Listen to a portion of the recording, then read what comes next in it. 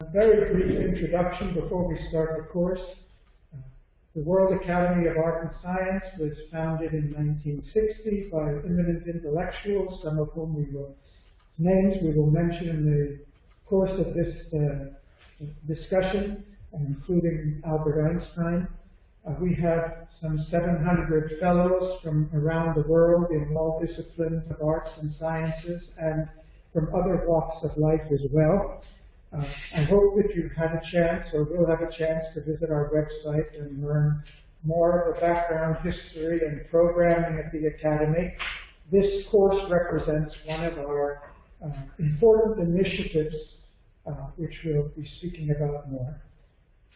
This course is also sponsored by the World University Consortium, which was founded last year as an initiative of the Academy, in partnership with some 10 other organizations, including the Inter-University Center where we are sitting today and holding this course.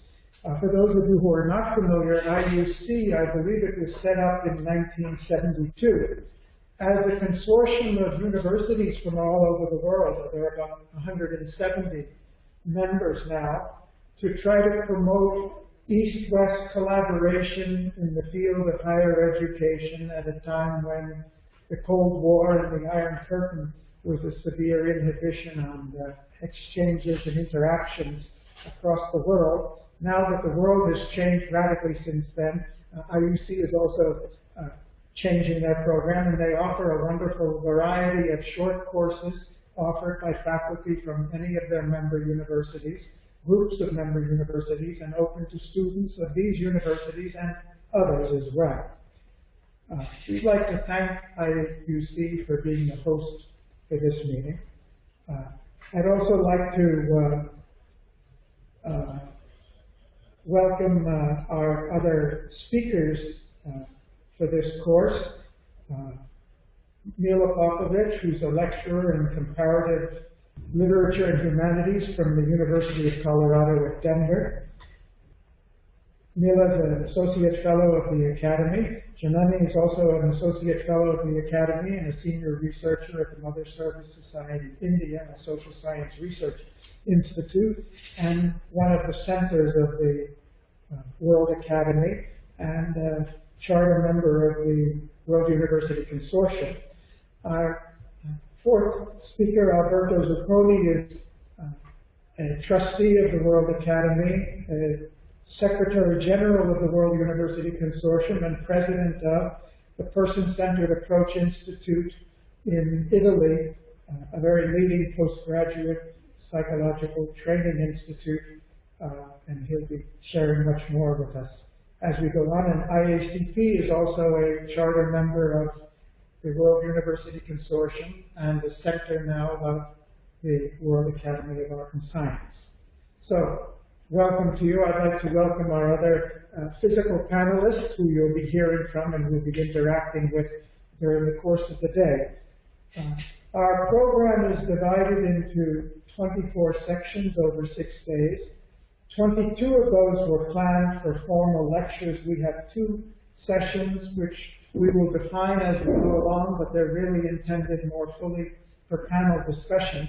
In any case, our goal is that about 1/3 of the time in every session will be dedicated for interactions, for comments, questions, interactions not only by we who are here physically, but by those who we have a group of panelists, as well as those who can submit questions in written form through the chat window of the Citrix software.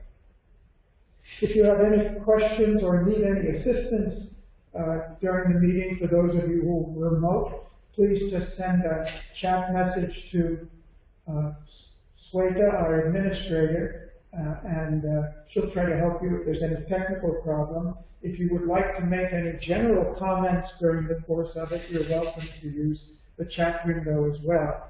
For those of you who have questions, during the last part of each session, we'll be consciously monitoring the questions. If during the course of time you have a comment or something you would like to share, you're welcome to use the chat window for that purpose.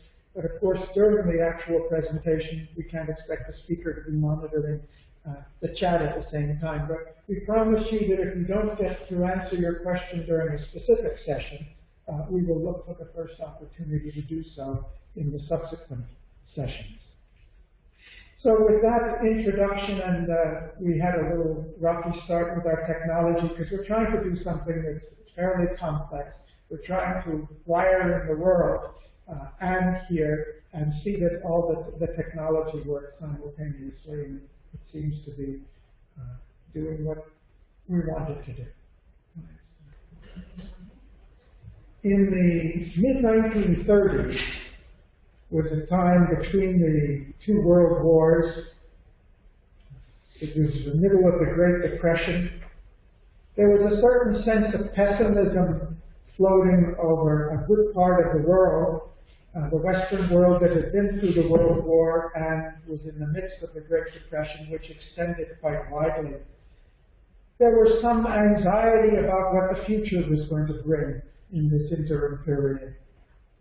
It was at this time that a British social thinker, George Orwell, wrote what became a very famous novel, 1984, in which he kind of had it was a science fiction story, but presented a quite dismal view of the future, in which about 50 years hence, that is, in 84, he envisioned the possibility of a world that was ruled by two great superpowers, both of them quite authoritarian, who in the name of higher ideals were suppressing the freedoms of their own people, freedom of speech and thought and just about everything else. And one of these great empires was presided over by an impersonal father figure called Big Brother. Orwell's gloomy predictions seemed to gain greater credence when, in a mere 6 years later, or 5 years later, we were launched into the Second World War in the century. Following that, we started in the early 50s with the Cold War and the buildup of nuclear weapons. The Eastern Bloc in a communist authoritarian mode, but even during the 60s, when I was growing up in America, the youth there, we were reading Orwell and being more and more concerned that even democratic countries, in the name of democracy, were stifling dissent and free speech during the Vietnam War and other areas like that. And we also were having significant concerns, Alberto was there at that time as well, about what is the future of freedom in a world of huge empires. Then, in the early 70s, a new threat appeared on the horizon with the rapid proliferation of computers. The idea that it's not just the human empires we have to worry about, but it's the computers, the machines, that are going to more and more take over the world and impersonalize every aspect of it. And for some of the young generation, big companies like IBM became the symbol of this machines and the computers that were going to know everything, do everything, replace all of us human beings. You had some of the famous movies of that time, like Star Wars series with the army of clones, and then the Terminator series, the Blade Runner, all of these talking about a future in which is more and more impersonal. And then along came 1984.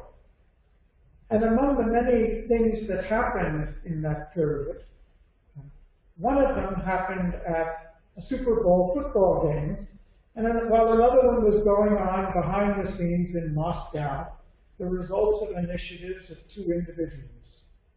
One of those individuals we all know well, Mikhail Gorbachev, who started talking about glasnost and perestroika, and in the period of 5 years, really did revolutionize the world from within one of these great empires.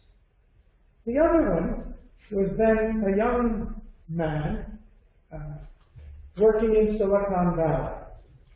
And his vision of the future from 1984 was shared with a group at the Super Bowl in January 22nd, 1984. And for those of you who are remotely connected, I request you to please click on the first link, which is to the Macintosh advertisement, and play it. And that video was the genius of this man, who we all know and has become almost maybe as famous as Mikhail Gorbachev has in his own right. Steve Jobs had a vision and a dream, which seemed very utopian at the time in which he did it. In 1984, I went into Apple Computers for a study of the company and saw the Macintosh sitting there with a smiling face. And things did sound very utopian at a time when the computer was spreading so rapidly. He had a dream to create a unique revolutionary product that would change the world. And the change he wanted was, instead of machines that are dominating human beings, a machine that would really empower every individual, give us greater capacity to express ourselves freely, independently, rather than to become automatons in a mechanical universe. And he started off, I think most of you are familiar with the story, he started off in a garage in 1976 with $5,000, he and his partner, Steve Wozniak. Wozniak was the technical genius and really was a brilliant engineer. Jobs was not an engineer, but he had a genius for design and product development and for marketing. They started with one of the early PCs, one that was quite successful and gradually grew. And by 1984, they had launched the first of the new visionary products, the Macintosh with the hello greeting on the screen when you get there. It was an uphill task, and especially for Jobs, because within a year of launching the Macintosh, he was thrown out of Apple by the board of directors, who had then brought in big corporate people like Scully, the head of the president of Pepsi, and other big corporates to help him manage and raise money for it. And within a year, he was out. Jobs went on, publicly humiliated and embarrassed. He went on to start another company called Next to prove that what they didn't do and weren't willing to do at Apple that he could do elsewhere. He built what he considered a really revolutionary computer. His factory was designed to produce about 40,000 a month, but he actually could sell only 400 a month. For a long time, it looked like Next was going to be a completely lost investment, in which the dreamer proved to be just that, a dreamer. I kind of skipped ahead here by noting that eventually Next was bought back by Apple 10 years later for $400 million, because not for the computer, but for the operating software, which became the basis for the iMac. But Jobs went on from one failure to the next, and he bought a company called Pixar, which was making computers to design animated motion pictures. Unfortunately, he found out that there wasn't much of a popular market for computers at $35,000, $40,000 with good animation software. And Pixar started to bleed money.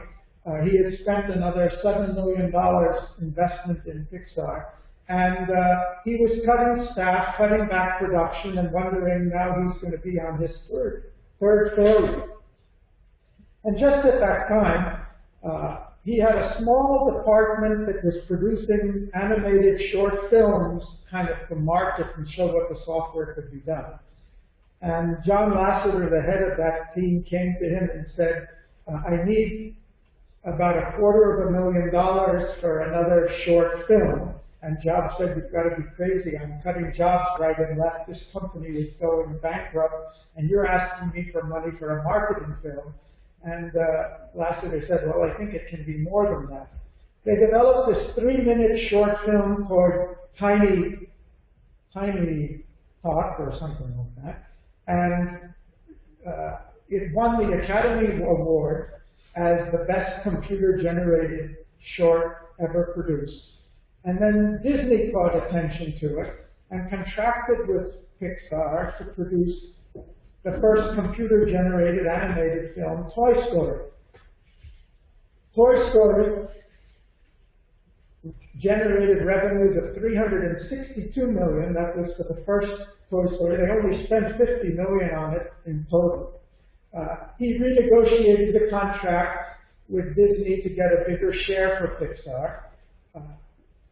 The same year, Pixar went for, in fact, before the movie, actually, just after the movie came out, they went for an IPO, and this $10 million original investment suddenly was a company worth $1.2 billion.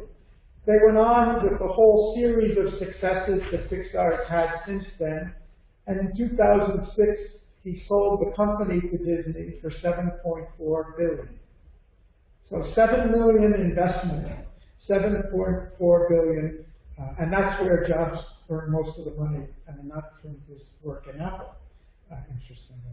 So he was redeemed as an individual, but much more important for him, he was invited back by the board of Apple to take over as CEO at a time when the company was failing, losing market share down from about 15% to 5% market in the US, which is their main market. And Michael Dell's advice to Steve Jobs was, if I were in his position, the first thing I'd do is close the company and try to give some money back to the shareholders. Jobs came around and launched the first of his new series, the iMac series, which sold $1 billion in 5 months, and then came out a few years later with the iPod, which meant within a 5-year period, almost half of Apple's revenue was no longer coming from computers. It was coming from new devices and sale of music. Then, of course, he launched the Apple stores, which again, even on the board, there was serious doubts, and they warned him against trying to go into specialty retail stores for his product. The Apple stores became so successful that they were outselling Tiffany's in New York in terms of revenue per square foot, about 2 to 1. And today, Apple stores generate about $10 billion of revenue for the company just from these stores. And then, when he realized that there's not going to be a great future for iPods if we've got smartphones everywhere, he realized that every smartphone can become an iPod, and so we better become a smartphone. And he launched the iPhones, which last year sold more than 150 million units. And then, of course, the iPad. Now, this is all contemporary history. We all know about it. And last year sold 71 million units. So today, Apple Computers is a company with revenues of more than $170 billion. When I went in there in 1984, they had $2 billion, which itself, and it looked like they had peaked and were on their way down. And just a few weeks ago, their market cap went above $600 billion, making them the most valuable company in the world, maybe in the history of the world. So this is another man who has certainly made his imprint on modern history and changed the lives and touched the lives of many of us in a very concrete way. Our course, this discussion this week, is about extraordinary individuals who have changed the world in one way or another. But the real theme of this course is not just about the extraordinary peak individuals who we hear about and read about or see on the TV. It's about something we call individuality. It is about the power of the human being that enables some human beings to perform extraordinary things in their own lives and in the life of the world. And we are here for an exploration an adventure of our own to explore from many different viewpoints what is this thing that we call individuality? How does it develop? How does it impact on the lives of those in whom it manifests and in the world itself? And we're here to explore this from many different angles, from the theoretical, from the practical, from management side, from history, from politics, from economics, from the arts. We're here to look at this phenomenon in the widest possible way possible. So now I would just like to reflect a little on what is this thing we call human accomplishment. It's not a scientific term that's very commonly used in the jargon of that we're going to study human accomplishment. So what is it we mean by human accomplishment? Animals survive and grow and perform within a certain limited functional area. But human beings, we know, have a much greater breadth of functioning.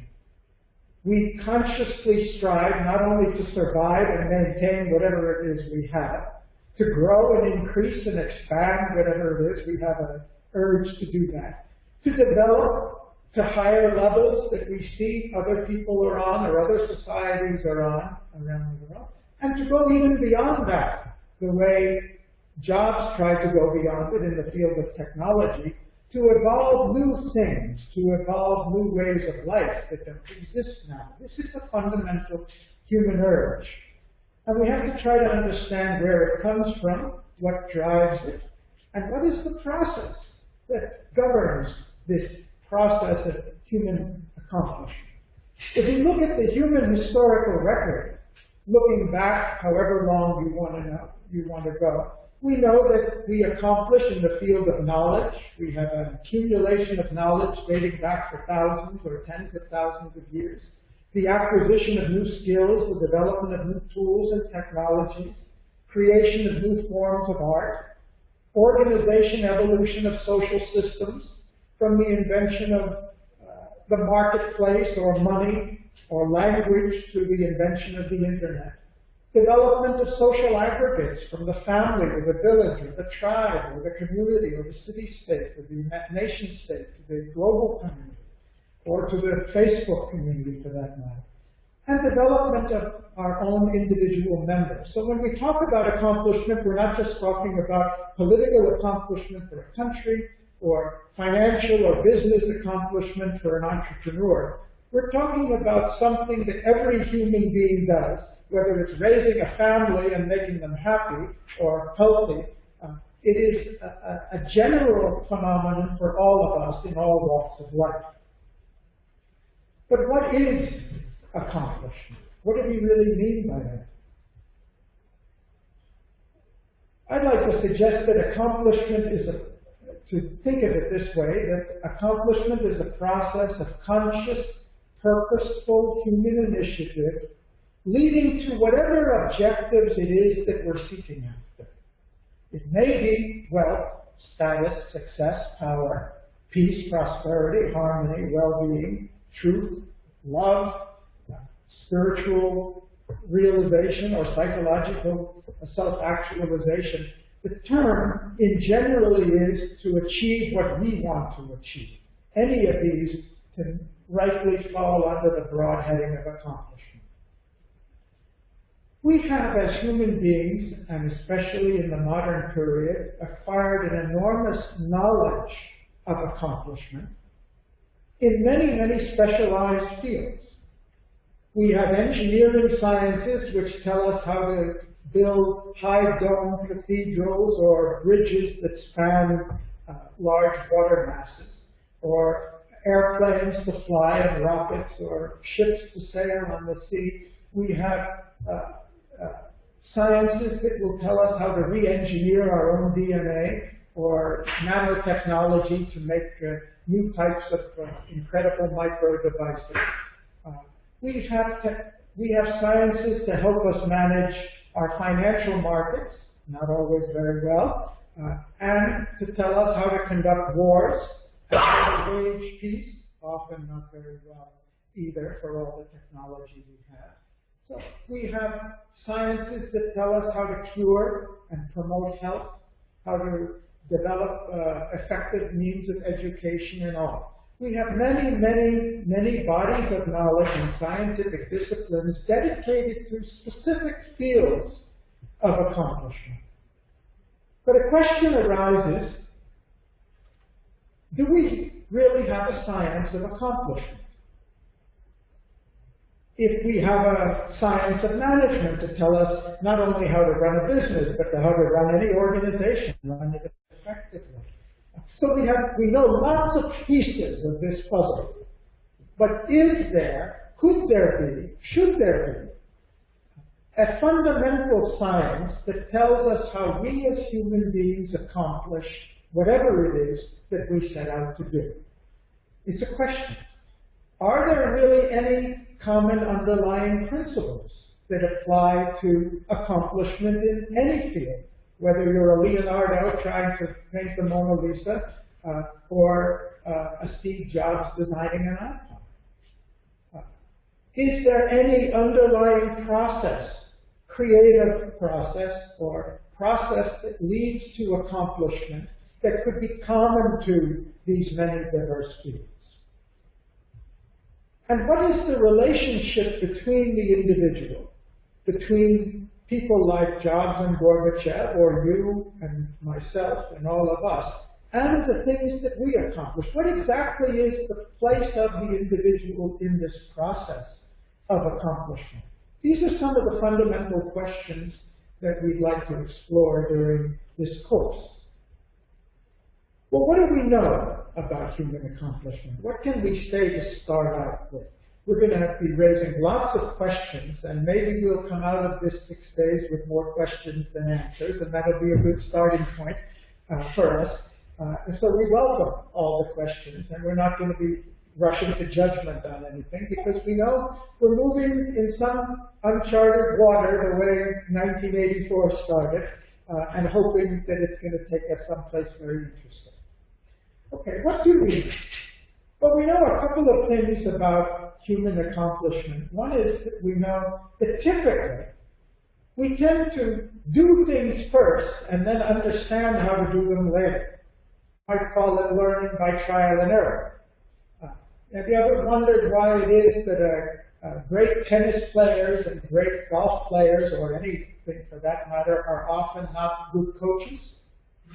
They know how to do it, but they don't know how to explain how they do it, or why they do it the way they do it, or transfer that knowledge to somebody else. And that's true of most of us in many things.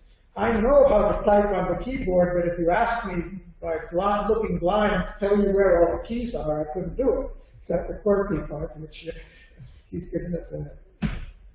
So we tend to learn how to do things before we fully understand them. That's one process. But at the same time, we know there's another process. Once we have understood something, we have a way of trying to pass that on to other people in a systematic and abridged form. We call it education or training or child rearing or whatever it is we're talking about, so that they don't have to learn by trial and error what we have learned through this process. And most of our human accomplishment is some kind of a combination of these two processes. I'm calling the first one subconscious, in the sense that we don't know the answer before when we're doing it. We understand consciously what we're doing later. And the second one, where we've got the conscious knowledge first, and then we pass it on down. I think we'll see that most of our accomplishment falls between these two schools, or is a combination of the both of them. Just to be sure that we see the scope of this topic, I'm just trying to define it broadly. When we talk about varieties of accomplishment, there are many ways in which we can cut the pie. We can talk about fields ranging from sciences and arts to business and politics, or family rearing, or community, creating new virtual communities.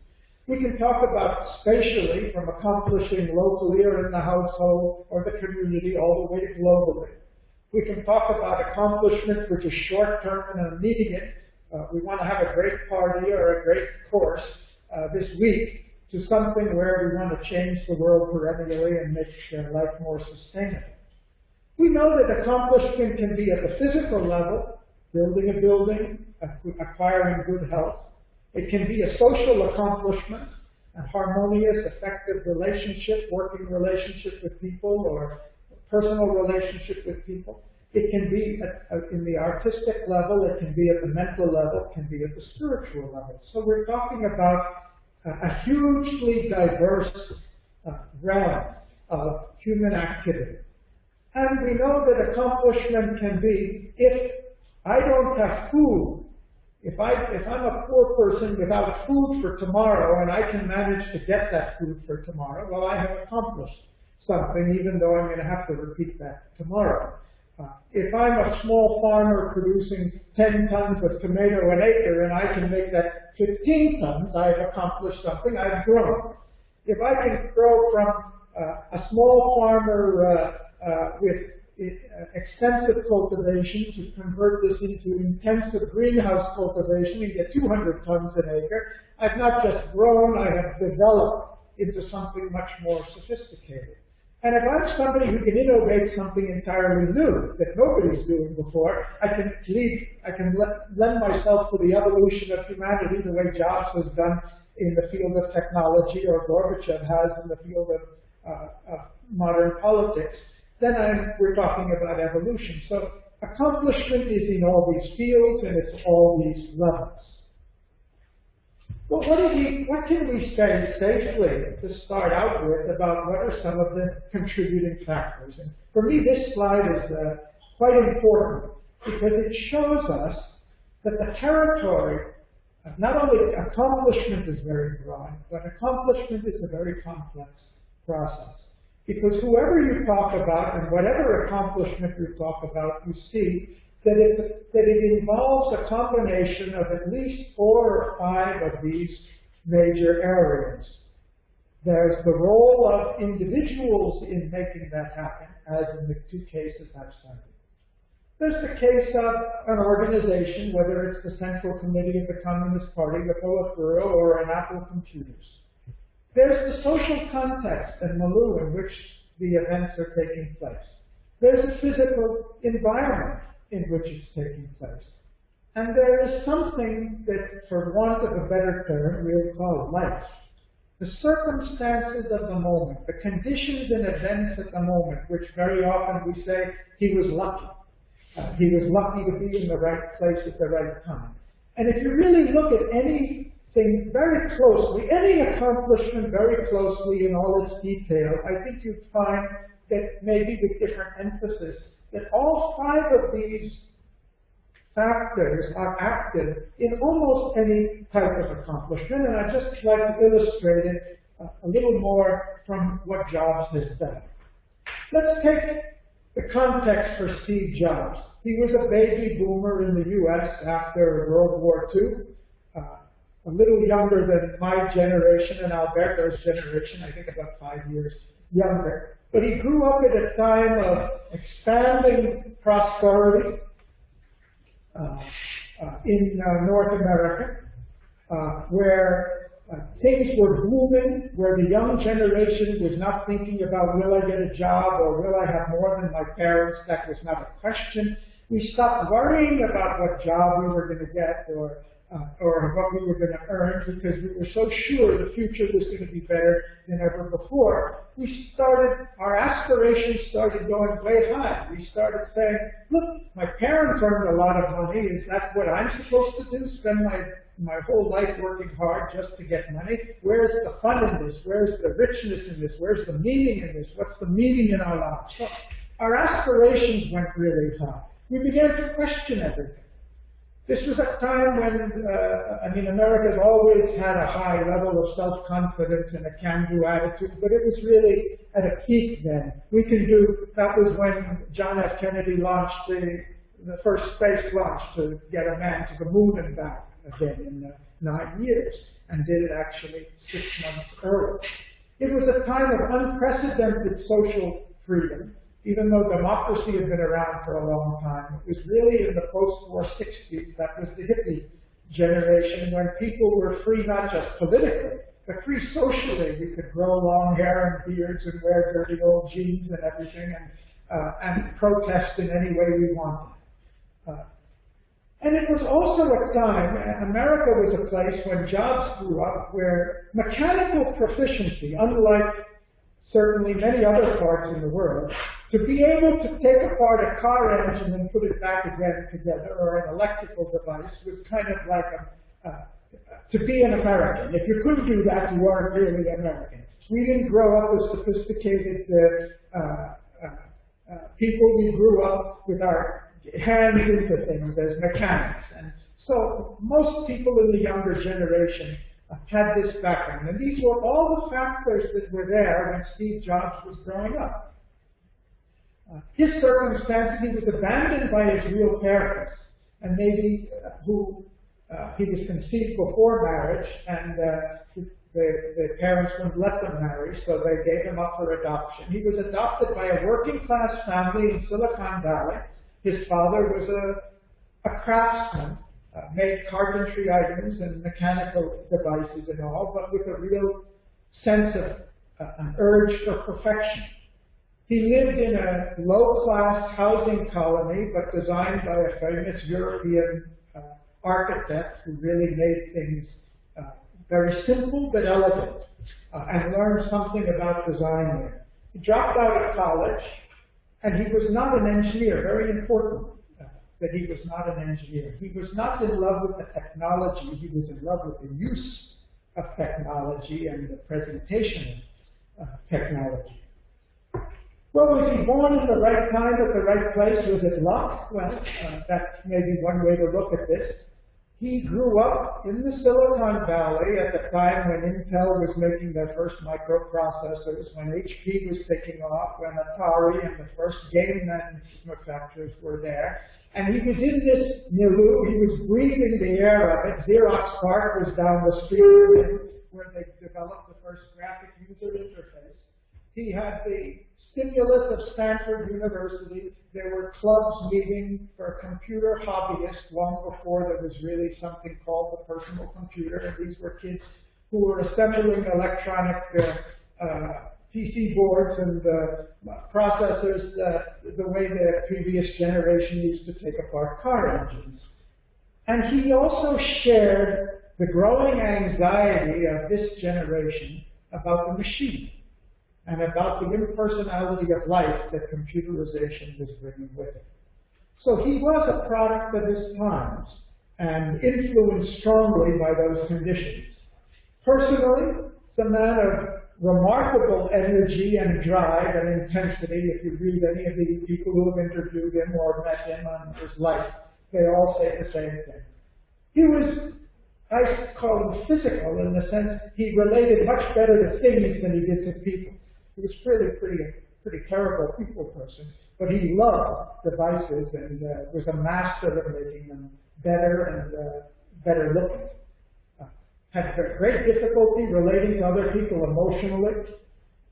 He was a pampered child because his parents knew that they were not offering him, they were trying to compensate for his early childhood and give him something better, made him feel special, and he took advantage of that. Very competitive, highly self-centered, refused to conform on any issue, refused to bathe for weeks at a time, and when he worked for Atari, they put him on the night shift because nobody could sit next to him. He smelled so bad. And he didn't care. He didn't care that he walked into his job without shoes on and that nobody could stand to talk to him. He was a nonconformist. He was extremely selfish. I think it's a fair thing to say. But in spite of earning a lot of money, I think there's very little evidence to think that he worked for money. He didn't give money away easily, but I don't think there's evidence to suggest that money was a real driving force for him. He wanted to achieve. He wanted to accomplish. He wanted recognition. He wanted to change the world. And earning money was one indication or external index that he was doing that. But I don't think money was really his motivator. He was very indifferent to what other people thought of him. And he had a reputation for you couldn't believe anything he said and you couldn't rely on any promises he made either. Interesting combination of factors for a hero, or whatever you want to call it. As an entrepreneur, he had, I think, three outstanding qualities. He combined an interest in technology, design, craftsmanship, marketing, and end-user satisfaction in unique ways. He had a genius for identifying and empowering talented people, like John Lasseter, who developed the Toy Story, and giving them the freedom to develop. And he did that with Ivy on the iPod, the design of the iPod, and on other products. And I think most of all, he had a capacity to identify with the aspirations of his generation. He knew what we wanted. He knew what we were looking for before we did. And he knew it when he saw it, or knew it when he felt it, that this is what he wanted, and therefore we wanted. And he had these three qualities, especially this one, in an extraordinary degree. As a leader, I mentioned he empowered people. He had a great love of product design. He loved music, which I think he really built the iPod for himself more than anything else, because he didn't find there was any decent music player for a music lover. He made what he loved himself. He had values of simplicity, elegance, and ease of use. He had had a training in Zen Buddhism, and he said he picked up these values from Zen Buddhism. And he had an unstoppable drive for perfection.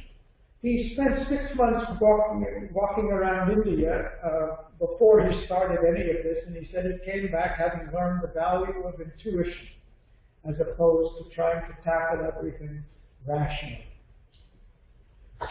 He learned many lessons in his life, but I think three very fundamental, important ones for him. One was that failure is essential for greater success. And about 10 years ago, he delivered a commencement address at Stanford University where he says the single most important event in his life is when he was thrown out of Apple and humiliated. And it gave him a miserable 2 years' time. But he said all of his future accomplishments after that wouldn't have been possible if he hadn't gone through this period of great failure. And he learned from that failure. He was a guy who wanted to act on his own, and that's what he tried at Apple the first time, but he learned the second time around that you can only accomplish in this world if you can work with other people in an organized fashion, and he really understood and learned the value and power of organization, and how you channel individual creativity through an organization. So, what does all this amount to? This sounds something like not a great deal of clarity, but a great deal of complexity. If we've got all these factors taking place because of the times in which he grew up, if we've got all of these personal characteristics and many other factors that I haven't raised now, what can we make of all of this? And these are the kinds of discussions we're going to have in the next 6 days. But one of the things I think is that this thing we call an individual, we don't really have a good word for that. The word individual in English means one person, a single person. The same thing means somebody who acts not like everybody else, but acts in a somewhat unique fashion. And we use the same word for both.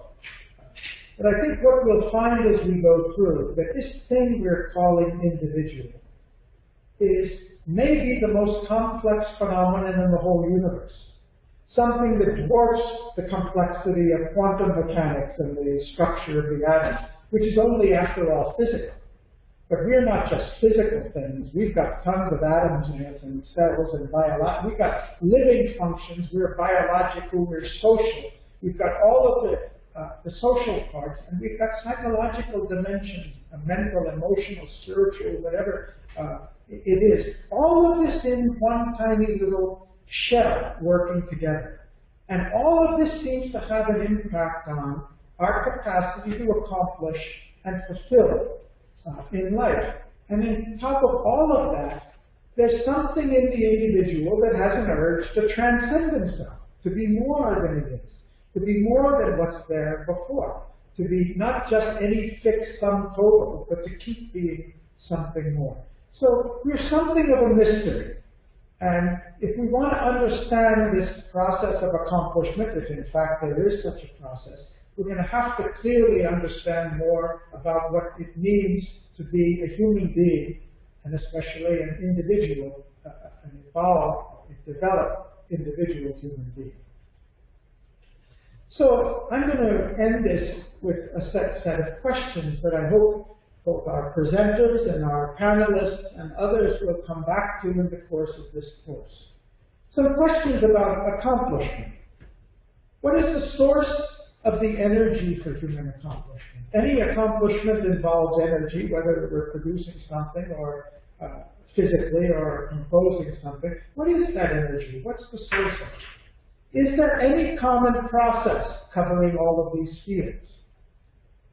What is the basis for our extraordinary capacity as human beings to accomplish so much that has never been done before? Are there limits to human accomplishment? And if so, what would be those limits, or the factors that would limit? Questions about individuality. What is it? What are its characteristics? What are the varieties of individuality? What are the sources of it? What is it that makes each of us similar, different, similar to others, different from others, or unique? How does individuality differ from behavior, or character, or personality, or just self-centered individualism, every man for himself version, or just being rebellious, nonconformist?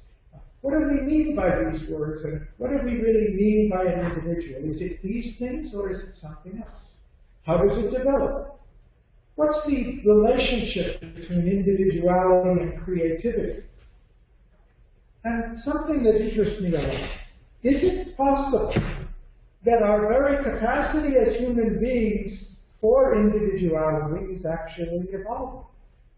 That we show more individuality now than we have in the past, or will show more in the future than that. Other things to think about. And then there are some questions about both of them together.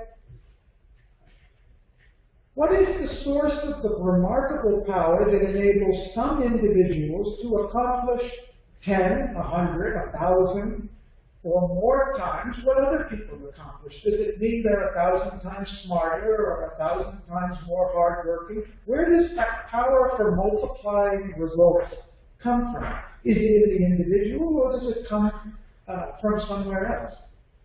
What's the contribution to accomplishment of challenges like Steve Jobs faced in being thrown out of Apple? Opportunities like an emergence of a new technology, chance, luck, circumstance, and other factors. Because if accomplishment is going to be anything more than just a big question mark, we're going to have to know what part of this is due to chance and what part of this is due to effort or capacity or some other factor. What's the role of the collective in the development of the individual? And what can we take home from this? And this is, to me, the most valuable part of this. What can we each take home from this discussion at the end that will help us accomplish more, whether it's we want physical or material, social accomplishment, or psychological accomplishment in our own lives? So goals, and I kind of put this very broadly, I see the goals, and we may have varying goals in this course, and some of you may have different goals that we can add to the list. But my own short list of goals is to investigate the nature of these two phenomena and their relationship to one another. To especially look at the relationship between the individual human being and the collective, and how we take from the collective, how we get back to it, and what is that process of interaction. To look in an effort to become a science, one of the things that some social sciences don't do very well is to recognize that our human reality consists of an objective external world and a subjective internal world. And this is a course where we're trying to explore the relationships, very close relationships between the two, much more than is often done. And we'll be coming back to different examples through the course of it where we look at an external achievement. It may be attacking the Great Depression or handling a financial panic, but also looking at it from the subjective point of view and understanding the role of subjectivity in all objective accomplishment and vice versa. And finally, to acquire some knowledge that we can take back and apply individually, organizationally, socially in our own lives. For the data for this, we're going to use a large variety of different sources of data. Each of the speakers will be coming from a different, we're going to look at scientific research, contemporary events, biography, case studies, testimony of people who have achieved a lot, telling us what they think are the most important things they've learned. The testimony of history, philosophy, traditional wisdom, and also literature. And maybe Janani will speak to this a little more in her presentation, but I just, in ending here, say, the one that's unusual on this list, for some of you may be, how do we include literature as a source of data for understanding human accomplishment? Literature, after all, is fiction. My own view is, which I know Janani shares, is that literature is the product of people with a vision of life, an insight into life. And sometimes they're able to capture more profoundly with greater truth the realities of human nature and the realities of life through fiction than we are through our scientific efforts. And if any of you have ever tried to write a novel, which I did a few years ago, I think you know very well that whatever story you write, no matter how far out it is in science fiction or in the past or the future, the author is drawing on his own personal experience in life with the way life works, the way people work, the way accomplishment works, and sometimes able to communicate that with a richness and depth that goes beyond what even a biographer can capture, who really is looking at it from the outside. So in sum, when we think about accomplishment, overall the course is going to explore it from the point of view of individual psychology, organizational dynamics, the social context and changes in that context, the natural environment. For Steve Jobs, the fact that he grew up in Silicon Valley and not in North Dakota is a profound impact on the world in which we live today, and the way life events work out. So this is intended as a brief introduction, and now we have some time, and I welcome the panelists. We'll start with Alberto, and I think Alberto will be picked up on that mic, please. Oh, thank you, Gary. A very stimulating presentation. I would suggest only two variables in addition, which is also due to the research that Abraham Maslow, Carl Rogers, and other humanistic psychology had done in the past, and it's that extraordinary people, like you mentioned, that had a dream, had a vision, and that accomplished it, to be good news for humanity. You know, there are individuals that had also inside the value always empathy and respect for other human lives. I think those two variables are important since other people had a tremendous vision and accomplishment, but they were not good news at all for humanity. Adolf Hitler had a vision. Joseph Stalin had a vision, and 1,000 other bad news for humanity. So, you know, accomplishment can be good or bad, and to be functional for humanity, a vision, you have all those ingredients, but a deep sense of contact with fellow human beings, empathy and respect, I think, are necessary ingredients. Good. So, Alberto, you're already starting the discussion on what are the characteristics of individuality that lead to that high accomplishment. Great. Thank you. Anyone else? Question, comment? Something you're looking for that you'd like us to cover as we go through? Something you think that should be part of this? Because here we're just framing the context for our discussion. Something you'd be interested in coming out of the course with at the end that maybe you didn't hear or don't think we may have in mind. What Alberto mentioned would be values, the positive values, the power of values in accomplishment. And I think you're going to talk to him in one of your lectures, so he's set you up. Yes. Thanks. Okay. Any questions from our panelists who are remote panelists?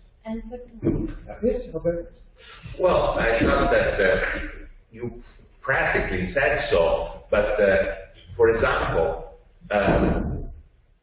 in a Renaissance, you know, you had in Florence, for example, a tremendous amount of geniuses spreading out like magic. Mm-hmm. But if you go and see the sociology of the Renaissance, you would be seeing that behind the flourishment of geniuses and in art and literature and whatever, there were very rich sponsors. There were merchants, Florentine merchants, that had amassed enormous capital with their smart idea, you know, for letter of credits were invented in Florence. And so, thanks to great idea of letter of credits, a lot of money, which meaning energy, was available, and they were competing with each other to impress, you know, the competitors, how munificent, how generous they were, giving their community, Florence, work of arts, churches, and also that. So those artists, without the money of the merchant, would not be able to express their art, and that was, you know, entwined. Another thing, having job, you know, great.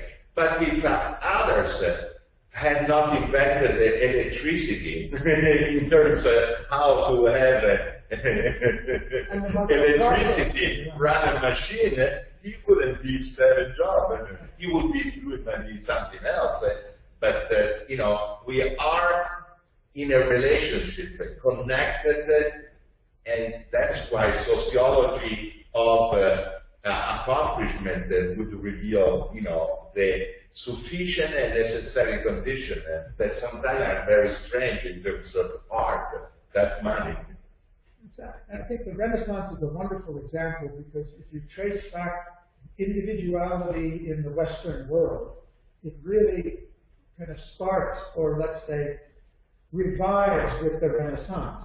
Because the whole through what we call the Middle Ages, individuality was just wiped out. It was just conformity to the church doctrine. Even in the arts, there was no expression of individuality. Everything was stereotyped, stylized art. There was no art about human beings. There was only religious art during that time. And it's very interesting, and we can come back and explore it more later because it's so important. And if I can add one last example, which is one of my heroes, I think that accomplished more than anybody I can say, is the Mahatma Gandhi. Mm-hmm. Well, his accomplishment were possible on the background that he empathically understood British Empire ideology, psychology, and way of reasoning. If the Mahatma Gandhi had the misfortune to be under, India being under a German colony, he would have been offered the first marine assault strike. They would have eliminated. He understood that because he was intelligent but very empathic. He understood the enemy. So sometimes understanding the enemy, how the enemy thinks, and as a matter of fact, the most great accomplishment of Gandhi is a sizable, part of the English intelligentsia was rooting for him because he could relate to those ideas. So paradoxically, empathy with the culture of the enemy was one of his best assets that made him so successful. But also, so successful that his revolution was preaching was anti-racist, anti-ideology, anti-everything that wouldn't be communality with fellow human beings. That is, I think at the top, like a Buddha, and to be able to transcend limits. That's another great accomplishment. It's a very important point, because as we explore the relationship between the individual and the collective, there's at least a tendency, and of course everybody comes at this from a different angle, but there's a common tendency to think of the individual as one who separates himself, who doesn't relate, doesn't conform, does his own thing, goes off. That's the American individualism of the pioneer, who goes off and fends for himself. But the point that Alberto's making, and I think we see it with Jobs also in a very different way, not at the level of, at the moral level, but the individual who really makes an impact, and we're going to see this is what Roger says and Maslow says, all the great psychologists say the same thing. When they talk about individuality, individuation, self-realization, they're talking about somebody who's not just living for themselves, but somebody who's really in tune with the wider society, the aspirations and needs of that society, and in some way comes in harmony with it. Mahatma Gandhi did it with a tremendous insight, not only to the Indians he was trying to liberate, but to the British he was trying to free himself from. Jobs did it in a way that I think is not quite so obvious when you read his biography, because he antagonized most everybody around him, except when he was inspiring them or mesmerizing them. But I think Jobs did it also at the level of, when he made a product, he made something that we would all love. When the first model of the iPhone came, and he put it in his hand, he said, I just don't love this. It just doesn't feel like something I love. And when you see the products he made, and even way back in the 80s, he had a sense, in that sense, it's not that he was trying to design what I wanted, but he designed something at a level where it was in tune with what many, many people could identify with. So individuality can be of different types and different levels, but this point you made, that the individual doesn't achieve in the world by being totally cut off and isolated from the world. Rather, he achieves by being in tune with the world at a deeper level than most all of us are. And it's not even so clear cut, which I would have preferred. It's actually interesting to see what is the Renaissance in a post-war United States. You have a ruthless tycoon, the robber barons that are so selfish, so shrewd, so intelligent, that acquire empire and enormous wealth with destruction and exploit of other human and certainly of the natives. But then when they accomplish and satisfy their enormous ego in middle age, they give away in charity all they had acquired. And one of these examples, you could see, Steve Jobs, as a good example. He acquired, and a lot of people has hated Microsoft because often the competition and all that, ruthless. But then, Melinda and Steve Jobs Foundation is the biggest and most generous foundation, and they have given the almost totality of their wealth to their foundation that is revolutionized, very efficient in creating solution to malaria problem and all that. So you have this individual that would say very accomplished but very selfish, and then it gives away for all. And I read saying we live in a trust a few $1 million to our children, but we don't want to spoil them to acquire a nice fortune doing nothing. That's also, I said, wow, that's smart. That's really, and we don't want to ruin our children with billions of dollars. We want to give it away. It's our moral responsibility. So you have people that look pretty bad in some, suddenly, have an epiphany, so to speak, and change and become a champion of the opposite. Yeah. I'm absolutely amazed by what you presented and the breadth and comprehensiveness of the approach. Particularly, I'm interested in establishing a science of accomplishment that will be amazing, with fundamental questions that you mentioned. And Alberto's insight is mind-blowing. Existing in the present moment of enormous number of crises, we say in the Middle East, or you name it, anywhere else, to even think the way he defined Gandhi's approach, to empathically understand British Empire, another force that is physically violating you, economically violating you, spiritually, psychically violating you, and to have the capacity to outdo yourself in every possible level to even understand not just an enemy, but a massive force launched at you. Everything that you are and all the people, your environment, your cultural setting is an enormous, it is extraordinary, truly extraordinary. So it was amazing what I've heard from you. We inspired me greatly already. That is something that I have thought today in a sense of political resistance. What would constitute resistance today for us? What have we learned after Gandhi, after any of the great revolutionaries, such as Jesus, such as Buddha, such as Gandhi? And that is something that we should be thinking through this course in a practical way, something that I will mention as well today. Not only are we conceptually developing things, but we want to take forward what you said. What are practical insights? How can we be activists in the world? What is it that we can take away from the course and amongst ourselves and take into the world, expanding our relationships, our networks, our scope of influence in the world?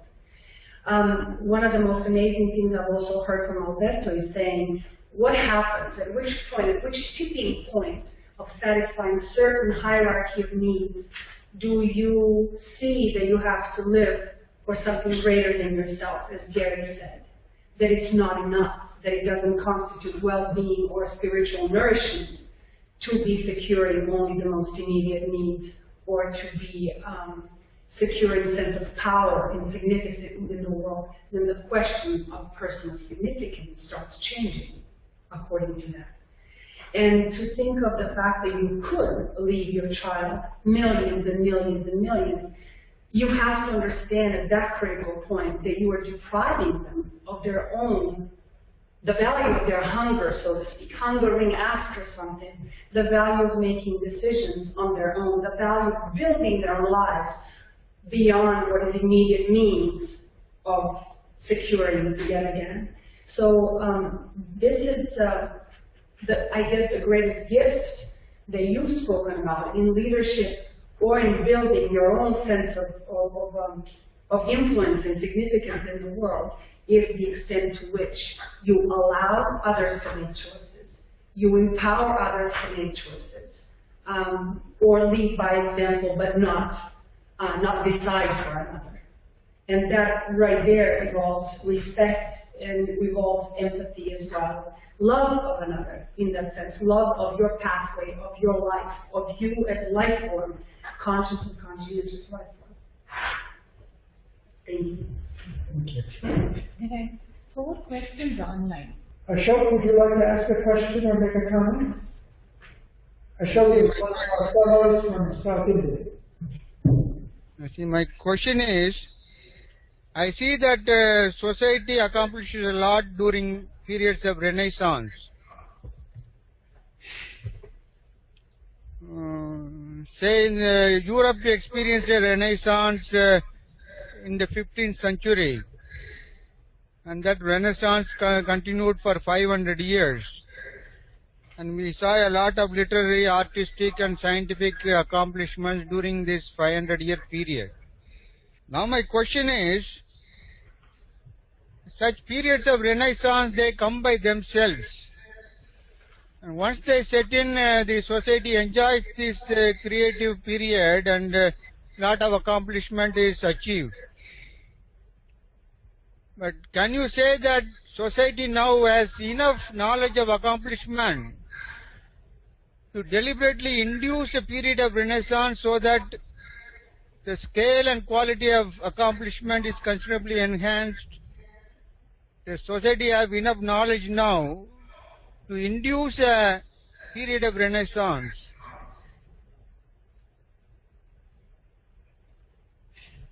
I think it's a wonderful, challenging question. And I think we have to ask ourselves as we look back as to whether, to some extent, we are doing that. Are we? That was one of my questions that I raised earlier. Is society today more capable of bringing out the capacities of individuals than in the past? And if so, what is it we know and what are we doing differently than in the past? And your question goes beyond that, is there something more we could be doing? Is there something that we should be doing in the future? And I say education plays a critical role in this, and this is the real concern of the World University Consortium. Could we be applying consciously a knowledge of the human creative processes to make the next generation much more creative, much more harmonious than we have in the past? We do see for sure that in some areas our capacity for accomplishment is multiplied incalculably, like the speed of technological innovation and all. But in other areas, we're still haunted by violence, crime, social alienation, unrest, and all poverty and other problems. If you look historically, by very simplistic measures, in spite of our tremendous growth in population, about 7-fold in the last 200 years, in spite of a 7-fold growth in population, our growth in per capita income in the world, which is a pretty terrible measure, but it reflects something, has grown 12-fold. So we have 7 times more people, but each person has 12 times as much, which means we've multiplied the economic productivity of society about 100 times in 200 years. And there's nothing to compare with that in past history. That's a very crude, limited measure to one field of accomplishment. What about knowledge? What about the average knowledge of human beings in the society, or the competences that we have, or the social maturity that we have compared with 100 years ago or 200 years ago? I would think that we would find that if we had any decent measures of those things, that we would find that the progress has been similar. Not to say that we have arrived anywhere. So I hope that your question raises a fundamental issue as I hope that each of us can take something out of this course that's personally valuable, we are looking, the whole purpose of a science of accomplishment would be to help us identify something that would be socially valuable, that we could apply creatively, collectively, through our educational system or through our organizations or through our communities, that would in fact help us usher in, I like your phrase, a renaissance for all humanity. Thanks for that question. Alberto? Yeah, I would add that in order to have a renaissance anywhere, one of the variables would be the issue of power. I'm going to have a lecture just on that. But for example, just to give a simplified vision, North Korea is not likely to have a renaissance because the power sharing is basically zero. So when there is no power, there can be any kind of power, but certainly political power. You know, you have to have a flourishment of gifted individual, you know, some place where power is at least partly shared. Because one of the most feared things in a dictatorship, that can be political or religious dictatorship, is to have the creativity of the individual to express itself. An example, Botticelli, which was a young, very creative artist, once dared to paint the sky blue, and he got in trouble with the elders that he was going to be processed, because at the time the sky was symbolically where God resided, and so you were obliged to be respectful of God and paint the sky in gold. Now, nobody ever saw gold in the sky, but symbolically was that you were obedient to the law of the time. So he was saved by the fact that he was partying all night long and going to women with his friend, you know, a young Rucellai member of the famous and powerful Rucellai. So Rucellai father said, oh, these are kids, they don't mean it, and you know how kids are. And so thanks to his power, you know, Botticelli could go scot-free and give another world-famous contribution that we still enjoy. But he was without any power to cover his act of irreverence. It would be finished as an artist in the contribution. I see that we have a few questions here online. Yes, Ali? Yeah, thank you very much. Maybe points to power that you mentioned on society level. There was a question also on the slides, remarkable approach in Albert's individualists to achieve 1,000 times more than others anyway. I think it's the way anyway to develop, to come from survival steps, going to growth, and after development, and then the evolution. I think surviving is you don't need any power in that mean, as you mentioned, North Korea. One dictator is enough to have a survival environment for all the Koreans. And the next step is growth. Maybe also one leader is very good for growth. And like Koreans are very good in his own social dependencies, maybe, but not in intercultural ways. And the next step, the development, I think you need distributed systems in an engineering way. One big power, computing power, is not enough. Like if you have thousands of many small computers coming into distributed systems and evolving themselves. The next step is what I mentioned for is that one of the questions is somehow is the logic, the global accomplishment that we often hear about. Local accomplishment is seldom brought into the limelight, especially in less dominant cultures and geographical regions traditionally characterized by is decried. Since the 1025 time received from Frederick Armand. Yes. Yeah. Since what constitutes accomplishment in one culture may not necessarily be considered so in other cross cultures. And if you look about an intercultural way, you mentioned about in the individual level, it was never the aim of Steve Jobs to earn money and money and money. It was only an external index for him. But if you look about cross cultures, money is a very internal index. Everybody tries to achieve wealth. How we can arrange this paradox between individual achievement and social achievement regarding money?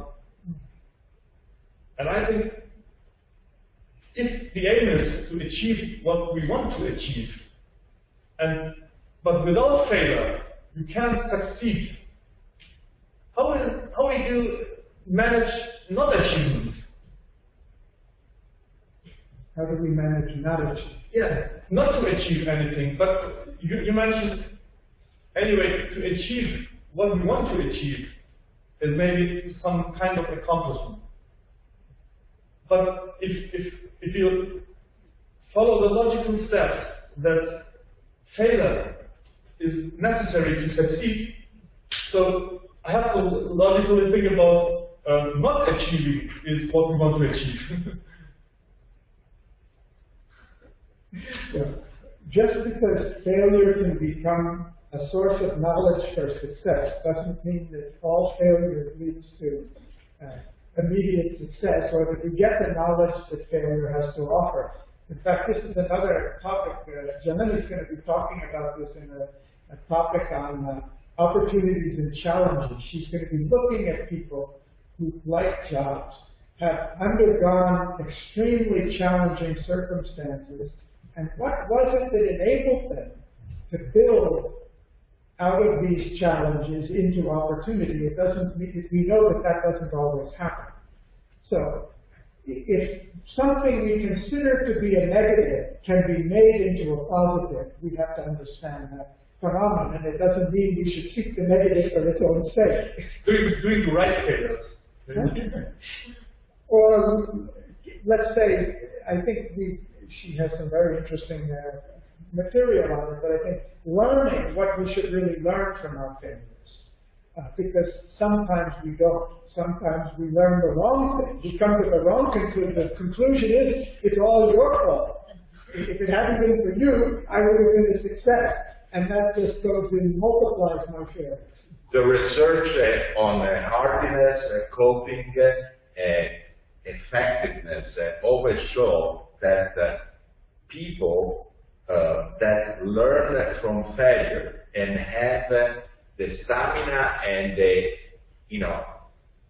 stubbornness to try again and learn from the experience, try again, fail, and try again. So motivation are really good, reliable source of success. If you learn from your mistake, so probably, in other words, translating the research more poetically, wisdom, because it's wise, the person that has his mistake becoming his own teachers.